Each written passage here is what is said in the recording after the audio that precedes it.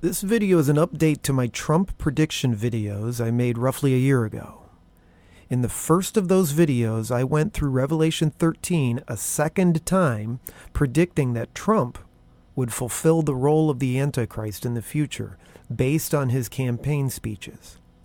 I then made 3 follow-up videos addressing the various objections that people made and his campaign promises.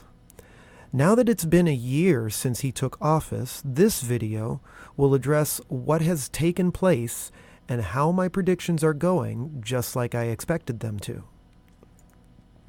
This whole Trump phenomenon has unfortunately brought back an old bad habit of mine, kind of. Watching TV.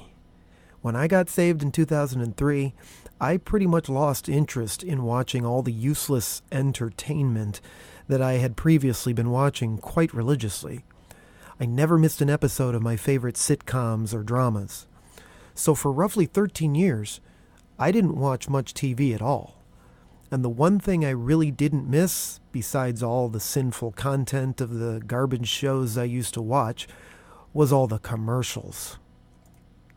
Before I made my first Trump video, I was listening to his campaign speeches only on YouTube, but once he won the election, I then became a Fox News junkie. So I'd like to talk about them a bit first. I find it interesting how the phrase mainstream media has been used by them as if they're not included.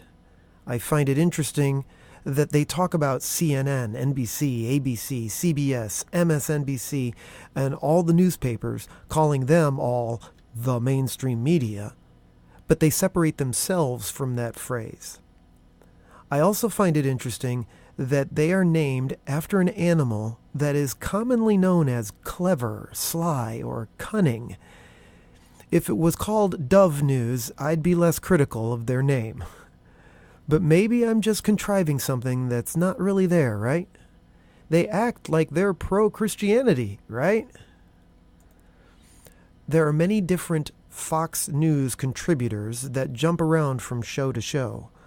All the women are drop-dead gorgeous and, of course, always dressed very provocatively. Sex sells, right? Sure. Even on a conservative news source claiming to stand up for Christian morality. Apparently, you can't be a fox without showing your legs and cleavage. One particular morning show has a woman who is constantly talking about her Christian faith, yet she's also many times talked about how much she loves beer, too. Only God knows if she's truly a drunkard, as the Bible says, but my hypocrite sensors are going off with her. That's only one small example of many I could probably mention. Then, as I mentioned before, there's the commercials. I am so sick of the out-of-tune jingle from every single My Pillow commercial that I'm close to re-recording it myself in tune and sending it to Mike Lindell just so I never hear it again. All the big pharma ads drive me nuts too, and I don't need a reverse mortgage or a VA loan. But what really gets me is when I see liberal ads bashing Trump or the GOP, or conservatives in general. Apparently, Fox News Channel will take any advertiser's money, no matter what it advertises. The root of all evil is the love of money. Okay, so enough about Fox News. This is supposed to be about Trump. At the time I'm writing this, DACA is the big thing in the news. I'd rather go over the past instead of focusing on today's issues. So here's some things that happened more recently. Last month was December. Trump brought back saying, "Merry Christmas" again. Yay! Of course, I don't remember him ever saying much about Christ. But retail sales are much better this year, right? That's all I expected our money king to really be interested in. And that's exactly what happened. This year is supposed to be about rebuilding America's infrastructure. So I'll wait until that happens before I can comment. I previously said that this issue should have been addressed by previous administrations, yet here we are again, still waiting. But to be fair, Obamacare and tax reform needed to be dealt with too. So let's see if it finally gets dealt with or just keeps getting pushed aside. One more thing I hope doesn't get pushed aside is prosecuting Hillary Clinton and friends. When will this happen? Will it ever? It should be so obvious that she was the one colluding with Russia. And I'm pretty sure Comey and plenty of other Washington swamp creatures were all in on it too. I still don't think Trump understands just how corrupt the swamp really is. Lock her and Comey up. And somebody needs to investigate Mueller. Ironic, huh? Trump seems to be sticking to his guns about global warming. I mean, climate change. As I write this, the nation is trying to get through some of the coldest weather it's ever seen. Snow and ice down in Mississippi. And here in Cleveland, it's been in the single-digit temperatures for weeks. Trump got us out of the Paris Climate Agreement. I think it was the right move. Trump isn't going to follow the world. I think eventually the world will follow Trump. This leads me back to the beginning when Trump made his inaugural speech. One particular thing he said was, "We will shine for everyone to follow." This is exactly how the people beast will rise up. We the people, now known as a democracy, have been demoralized enough now over the last 200 plus years that the devil can now allow us to make popular decisions. We won't choose morality. We'll choose money and practicality. It's still quite a while away because there's still way too much division between the left and the right, but eventually America will rise and the world will follow. Why? Money. I already mentioned the mainstream media earlier, but I was talking about Fox News. But the real mainstream media, which is really the liberal left-wing media, has been going absolutely nuts for the last year. And I find it sadly hilarious. Sad because these people are so lost in their liberal beliefs that all these petty things they complain about are just not important compared to what's going to happen to them when they die. Broad is the road that leads to destruction. And every one of them is on that road. Yet it's also hilarious to see their hypocrisy and grasping at straws, desperately trying to take Trump down. One tweet makes them all look so stupid, day after day. Remember when he skipped going to dinner with them and even called CNN very fake news? I love it. But this battle between the left and Trump has brought on this new catchphrase of fake news. I've been aware of fake news for a long time now, and it's not a new phenomenon at all.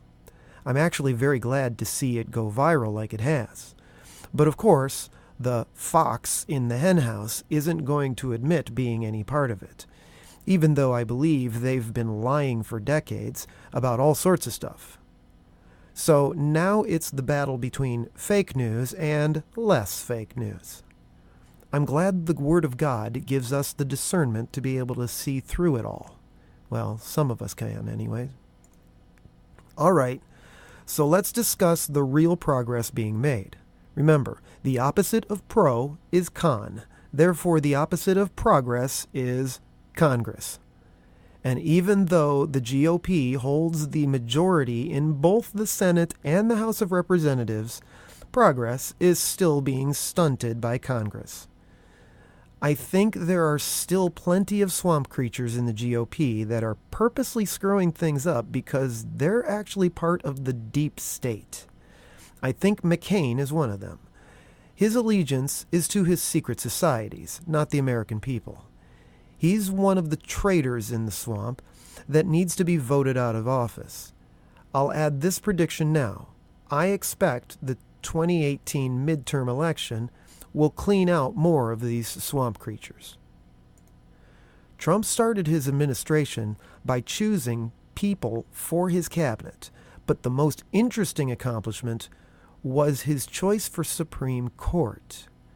Gorsuch looks like a great conservative Christian choice, And it's only a matter of time before another appointment will be necessary, which will only tip the scales further towards conservatism.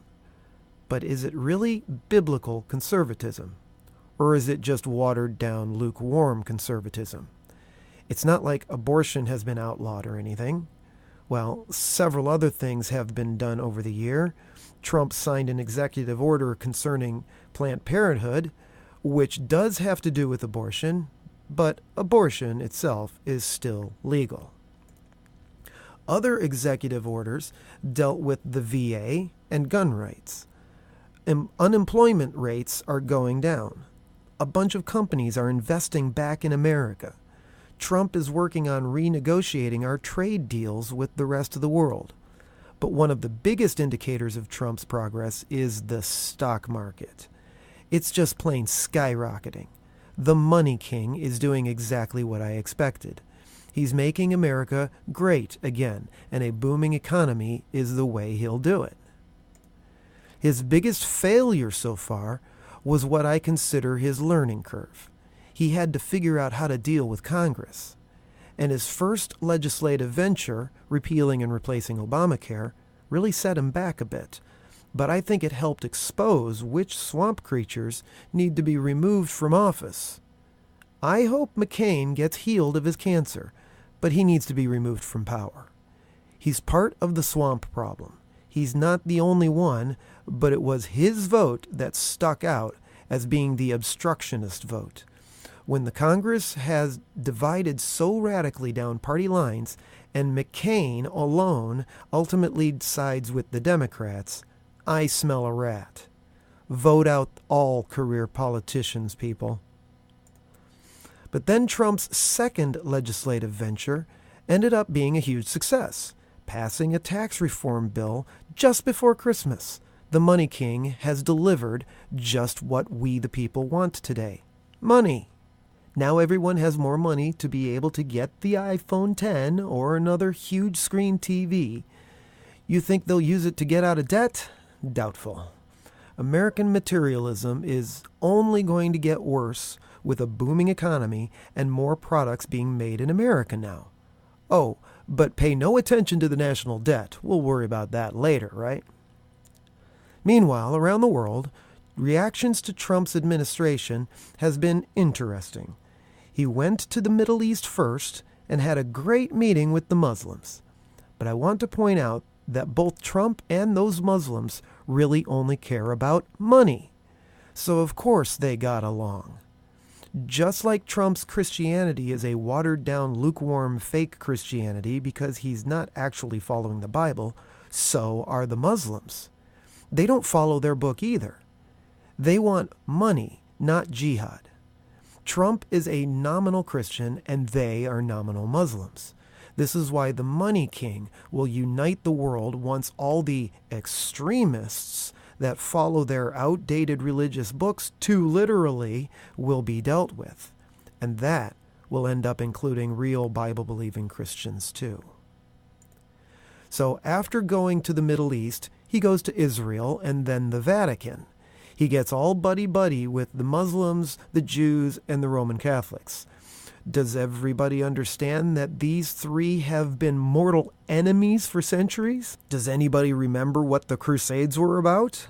Now all of a sudden, everybody wants to forget about religious differences and unite under the banner of prosperity. The love of money is the root of all evil. Other than the radical terrorists who are actually following their book, the world is actually starting to forget about religion in favor of money. We all believe in the same God, right? Wrong.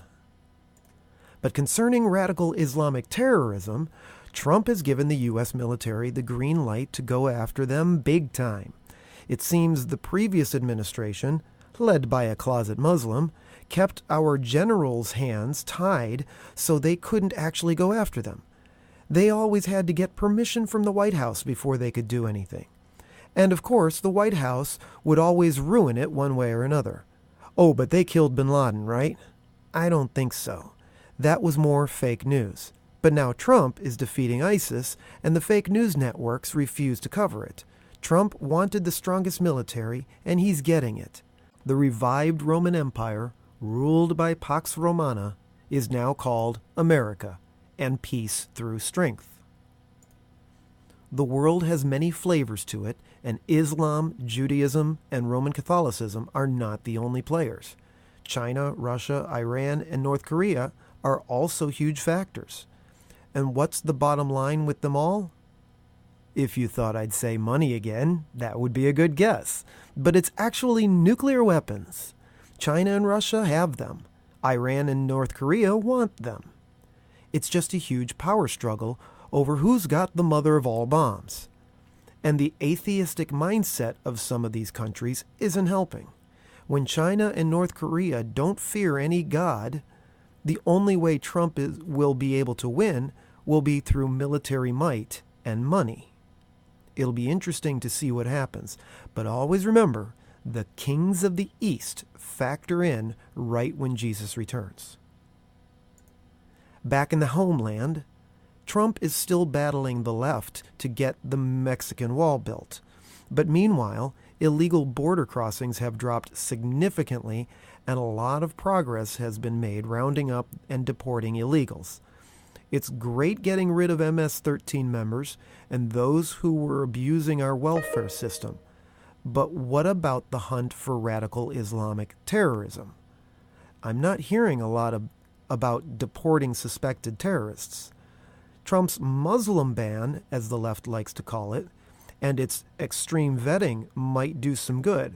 But what about the ones that already got in under Obama's watch? Lastly, we return to Israel. An executive order was signed concerning the Johnson Amendment. Churches can say whatever they want without fear of losing their tax-exempt status, which is just another money issue. But now that the high majority of churches are teaching dispensational theology and a watered-down, lukewarm gospel, the devil can allow them to speak. Today's churches will look the other way on homosexuality or abortion and just sweep it all under the grace rug. But the biggest news of the entire year I saved for last. Today's churches teach that the modern nation of Israel is a fulfillment of biblical prophecy, and that we should support them. They are excited to see them returning to the land and want their third temple to be built. So when Trump announced that the American embassy would be moved to Israel's capital city of Jerusalem, I knew my predictions were going just like I thought they would. Worldwide outrage began immediately, while the dispensationalists all seem to think Trump's decision is a good thing. It's only a matter of time now, but this will all somehow lead up to the abomination of desolation eventually, but not yet. We've still got the sixth seal event coming first. But the woman, Mystery Babylon, which is Zionist Jerusalem, is certainly riding the American beast.